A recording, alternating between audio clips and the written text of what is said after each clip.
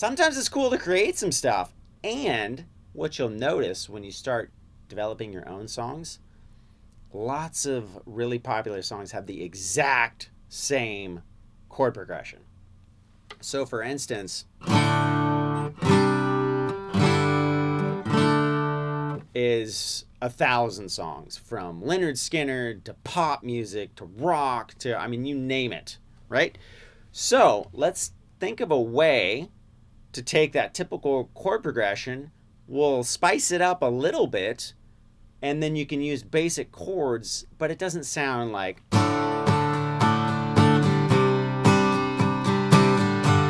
which there's nothing wrong with that, but let's make it a little more exciting. So all I'm going to do is I'm going to manipulate the chords a little bit. So let's zoom in for a closer look and learn how to do it.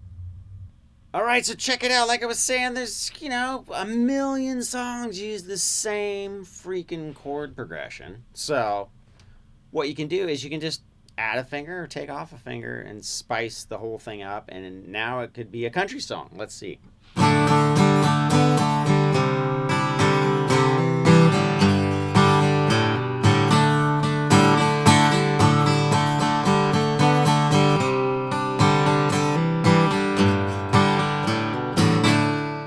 An easy way to do that without having to know a bunch of, music sorcery and complicated chords is to manipulate the simple ones that you know.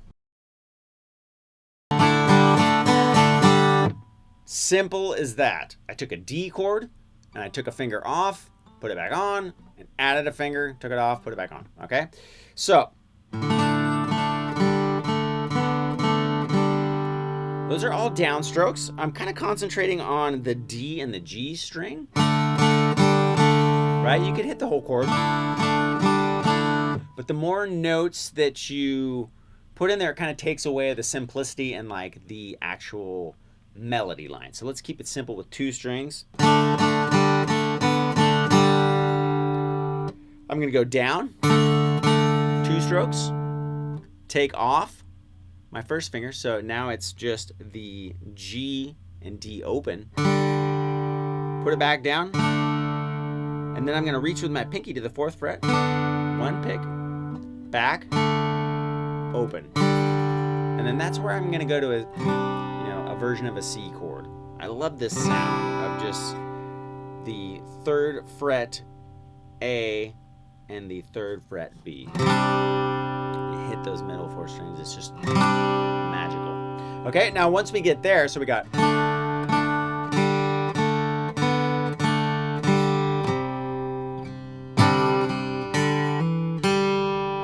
that walks you in a simple riff. You've probably heard it a trillion times, but it's very effective. You could do, or either one was going to work because both of those notes, the open D and the open G string, is in the next chord, the G chord. So it kind of walks you into the next chord. So it like gets the flow going. So you got,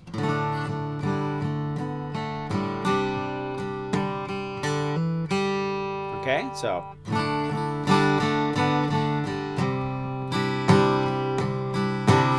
that's without it. Okay. Now, when we add the little spices,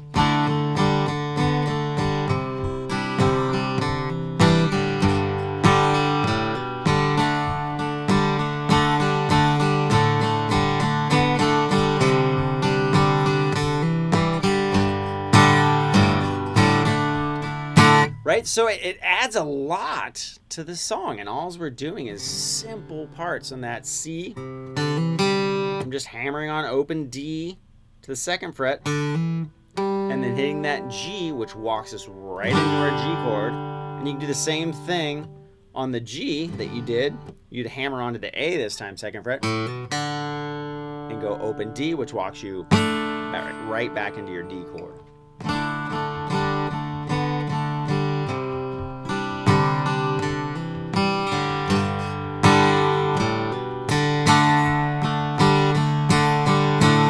Now you can change up that little lick on the D for a turnaround.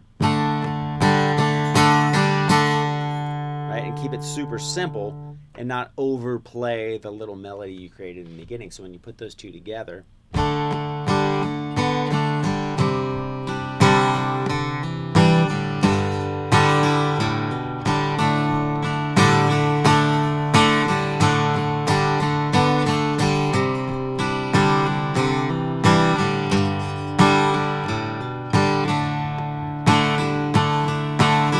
okay, so that is an example of a major progression. You can do the same exact idea over a minor, right? You just take the minor chord and add some or take away some notes. So the second string, first fret, third fret, and then open string, okay?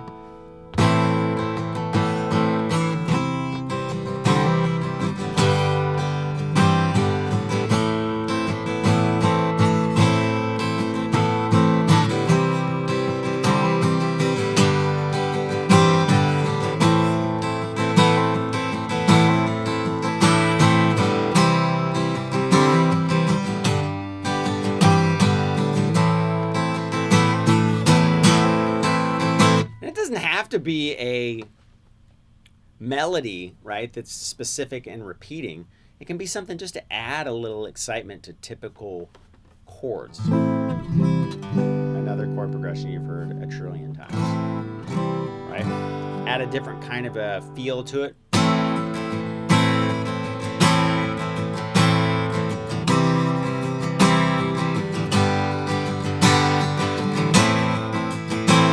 Nothing says, depressed drunkenness or drunken depressiveness like that beat. I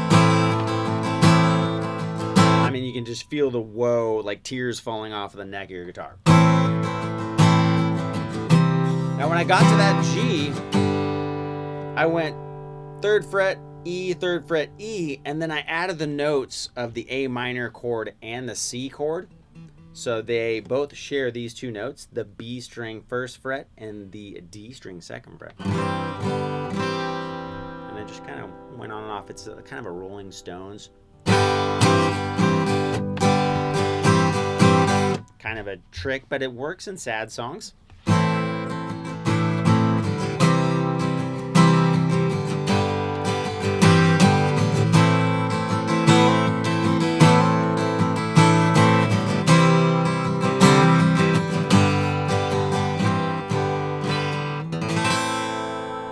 Right? Tons of fun.